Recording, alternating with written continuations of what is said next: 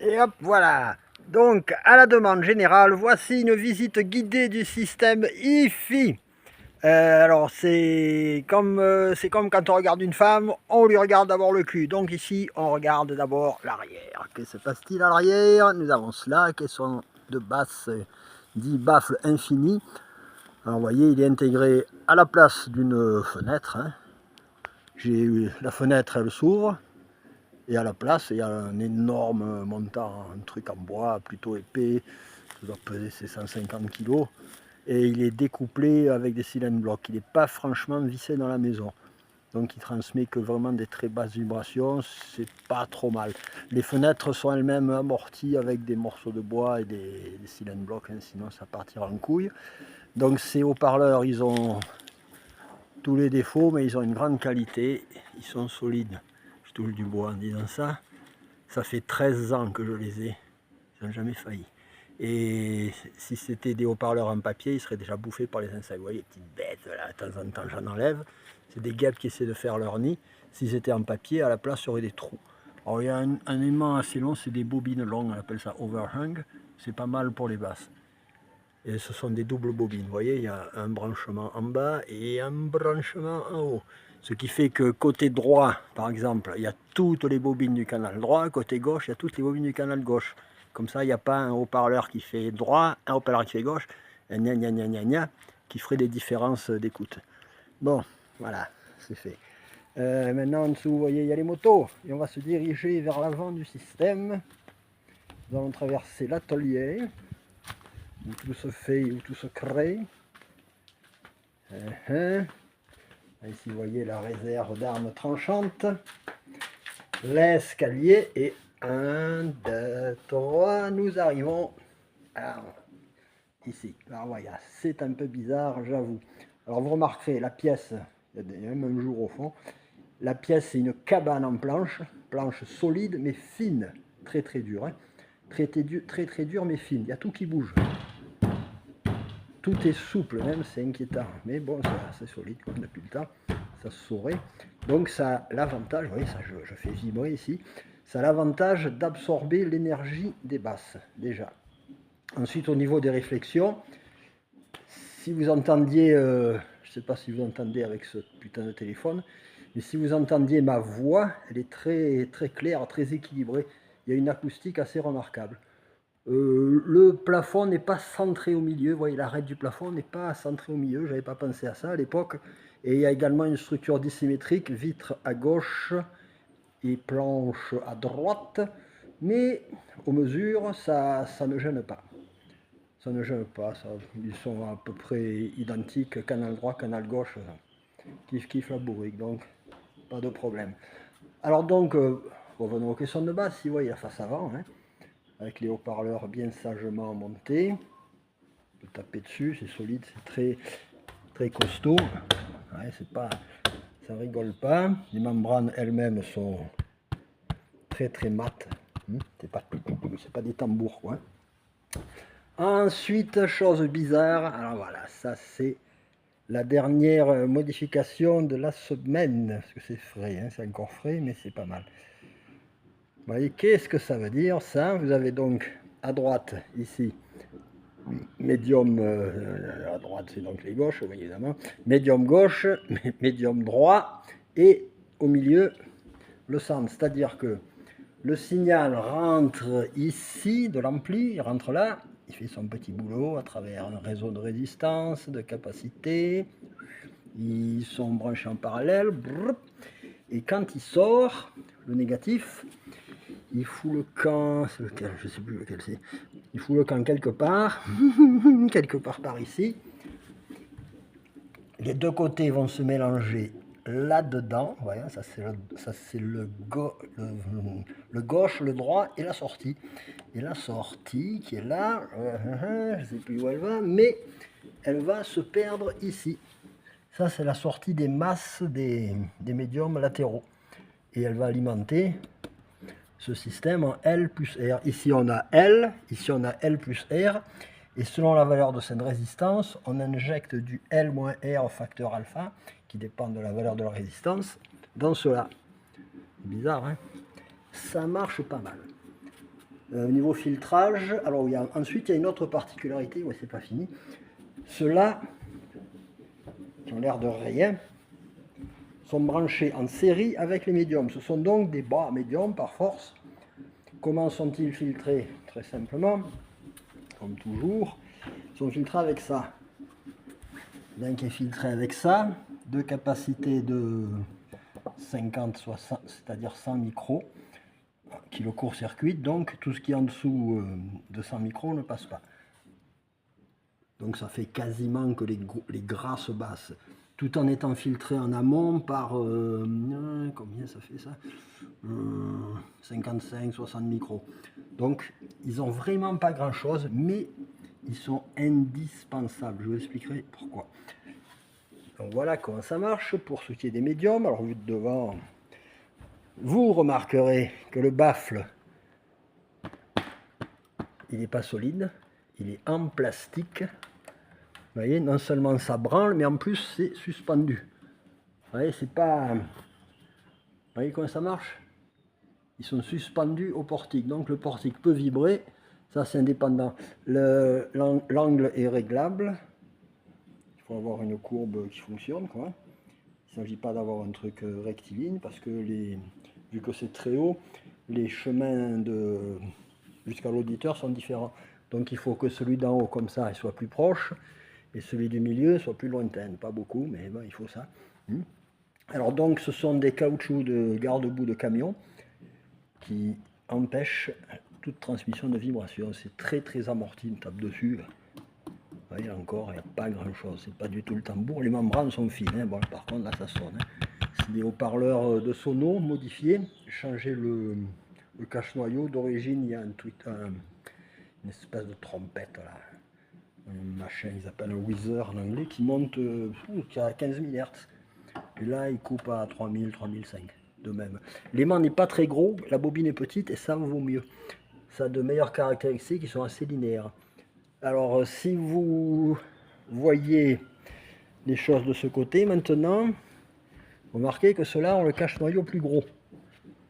Parce que vu que ceux-là sont incidents pas dans ma tronche, c'est-à-dire ils sont à 48 degrés à peu près de l'axe central, et que ceux-là sont pleins dans ma tronche. Donc, soit je les filtre, soit effectivement, je l'alourdis un peu pour qu'il y ait moins d'aigus, moins strident, on va dire.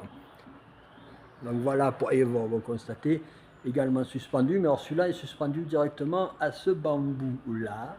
Il y a deux bambous, un pour les tweeters, un pour les médiums. Et à l'époque, au début, il y avait un autre bambou qui allait s'amarrer ici. Vous voyez ce truc là? Il allait s'amarrer là et il supportait les médiums latéraux.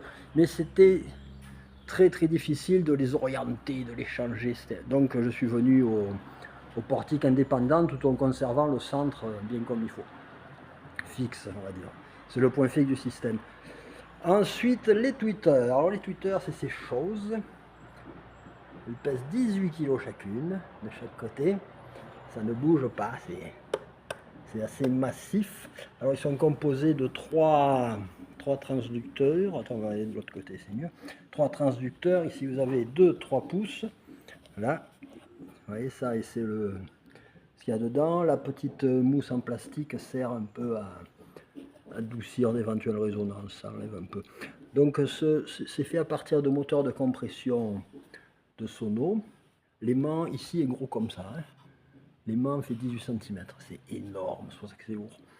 Donc ici nous avons, vu que j'ai enlevé le fond du moteur de compression, un semblant de dôme, qui a un son assez potable une fois qu'il est équalisé. Et derrière nous avons un semblant de pavillon qui a un son qui est 6 dB et plus fort, à peu près le même mais un peu plus fort dans les bas médiums et moins fin dans les aigus. Donc le côté ici, je l'envoie au mur, il va se réfléchir un peu de tous les côtés, c'est ça qui donne la sensation d'espace.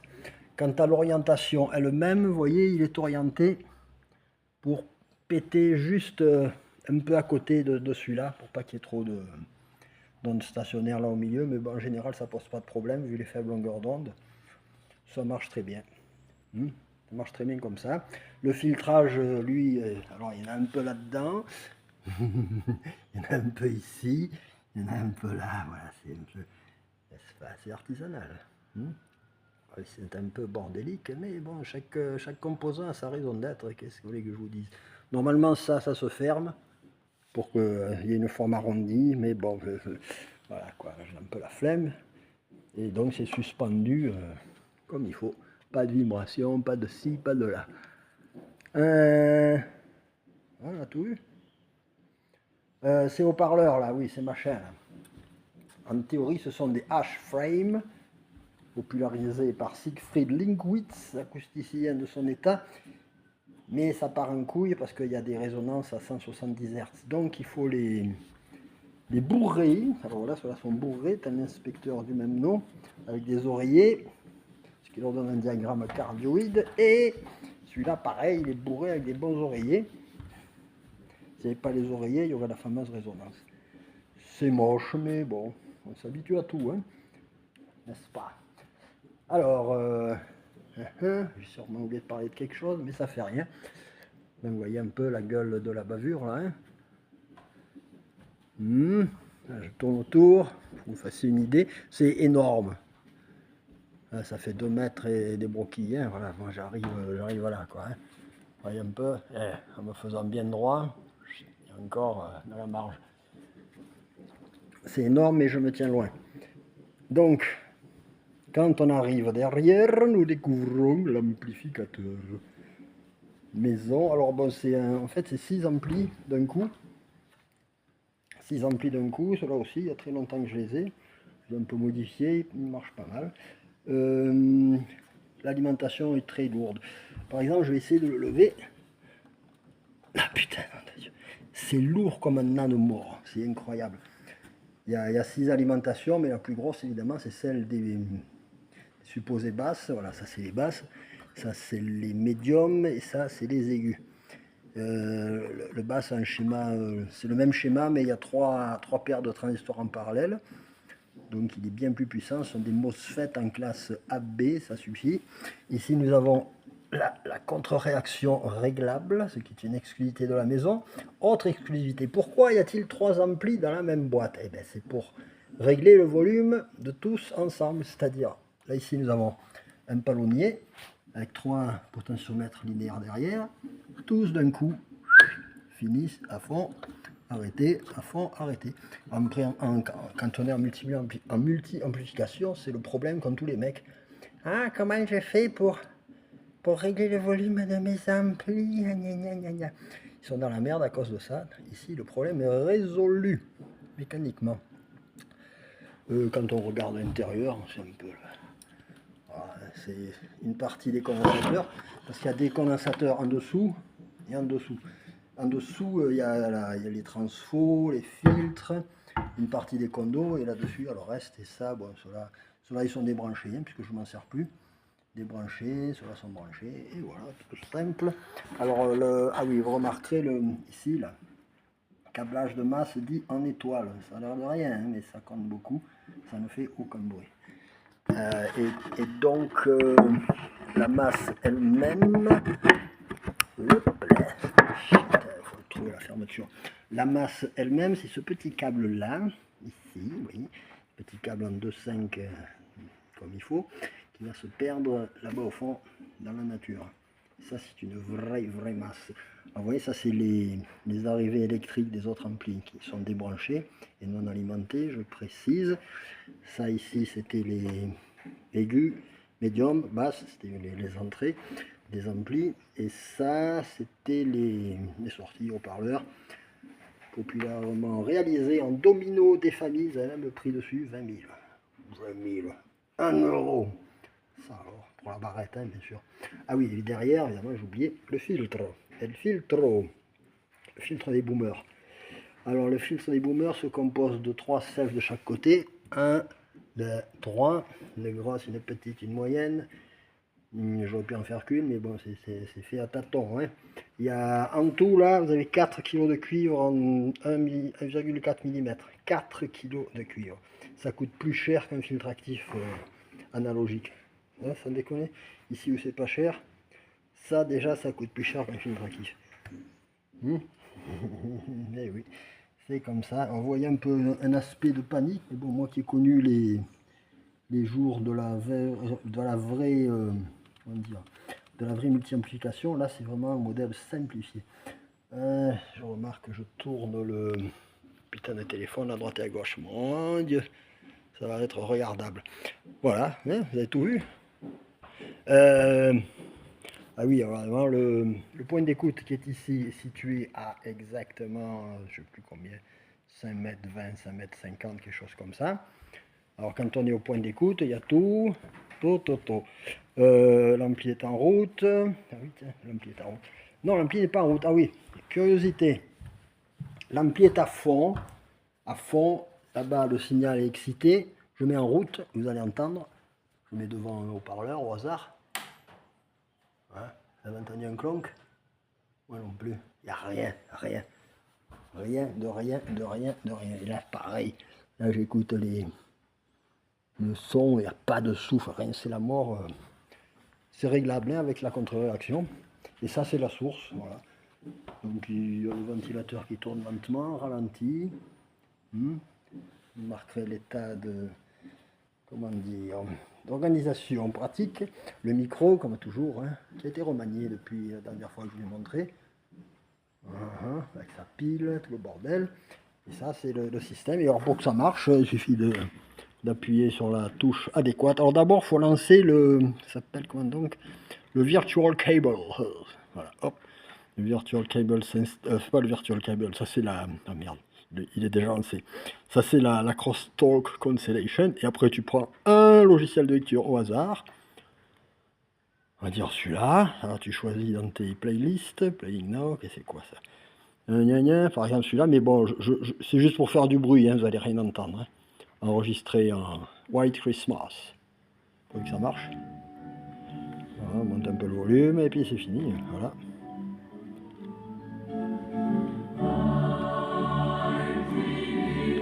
Oh, pas beau ça? En vrai, ça sonne très bien. Mais sur un téléphone en mono, et si là, ça peut pas sonner, voilà. Donc, ah oui, alors donc voilà, oui. La particularité, ah, j'ai oublié l'essentiel. Particularité particulière, c'est que ces haut-parleurs sont, vous voyez, c'est un bloc central. J'avais déjà essayé ça il y a un an ou deux, puis j'avais pas insisté, c'est que ça marchait pas. Et maintenant, ça marche. Pourquoi ça marche? J'ai demandé à ChatGPT pourquoi ça marchait. Il m'a dit, ça marche parce que il y a le très faible bruit qu'ils font, parce qu'ils font vraiment pas beaucoup de bruit. Hein. Vous imaginez, ici nous avons 5 haut-parleurs qui ont un rendement unitaire de 96 décibels. Donc ça fait du 5, et en plus ils sont en parallèle et ils sont en ligne. Donc vous ajoutez 6 à 8 décibels de rendement. Ça fait du 103, 104. Et ici nous avons des trucs qui doivent avoir à tout casser 94. Donc ça fait 10 décibels d'écart de rendement entre eux et eux ici. Et pourtant, si je les supprime, d'abord le son est plus maigre puisqu'il participe à l'équilibre du bas médium. Donc tonalement, il manque quelque chose. Mais surtout, l'image se rétrécit. Il n'y a plus rien qui dépasse d'1 mètre ici, là. Là, ça s'arrête là. Et là, ça s'arrête ici. Évidemment, ça reste au centre. Ça reste au centre. Il n'y a pas de doute. Et dès que je les rebranche, waouh, il y a des trucs qui se passent là, qui se passent là, qui se passent là, qui se passent juste sur le côté, qui se passent là, qui arrive là et ici. C'est pas un accrochage mécanique de l'image par rapport à l'émetteur que seraient ces deux modestes 38 cm, mais c'est vu qu'il travaille dans la bande 150-300 Hz, il paraît que ça fait une accroche et effectivement on entend très nettement des cymbales venir de ce mur. Alors que si on ne les met pas, eh ben, elles y sont moins. C'est assez étrange, hein, c'est comme ça. Et c'est pas mal, hein. C'est pas mal du tout. Avec une crosstalk cancellation bien intégrée, je reconnais un avantage par rapport au système éclaté. Ici, nous avons l'ancienne position. Vous voyez, ça c'est le haut-parleur. Il partait de là. Il arrivait ici. Vous voyez un peu, il y a les marques au sol. Donc avec la position précédente, des fois j'avais sur des applaudissements, des trucs massifs, il y avait côté droit, côté gauche et une faible présence au milieu, ce qui n'est pas normal. Parce que quand on est face à la musique, ça sort du milieu et un peu sur les côtés. Et en stéréo, ça sort bien sur les côtés et un peu du milieu.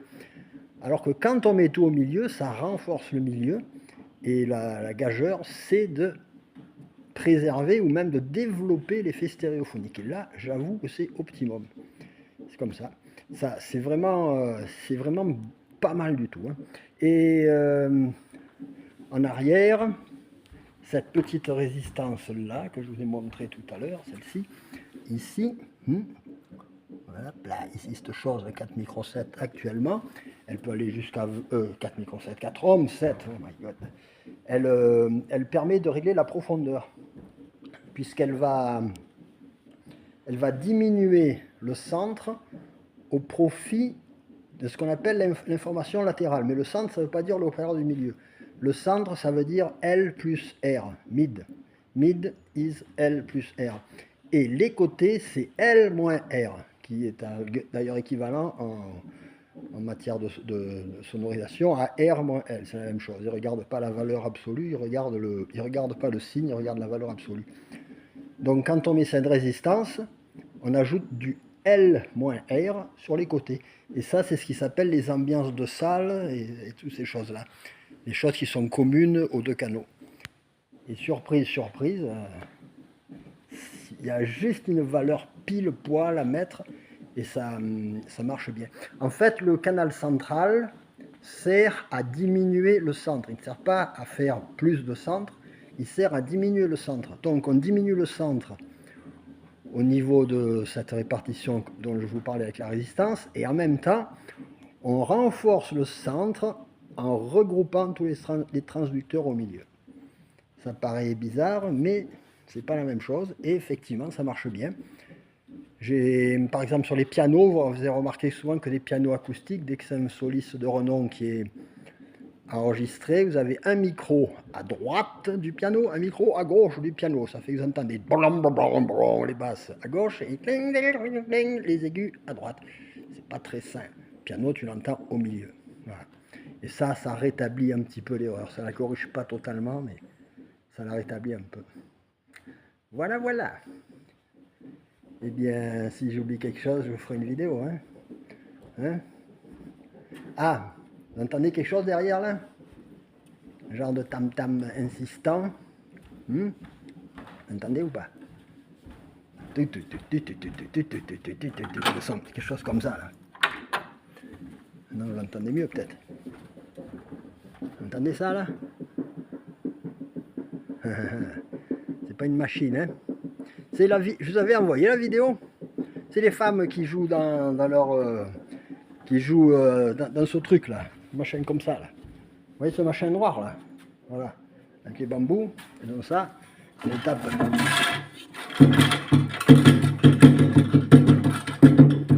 Enfin, mieux que, pas aussi bien que moi, mais ça. Mais elle tape. Voilà. C'est à ça que ça sert. Bon voilà. C'était le moment culturel ethnique. À bientôt.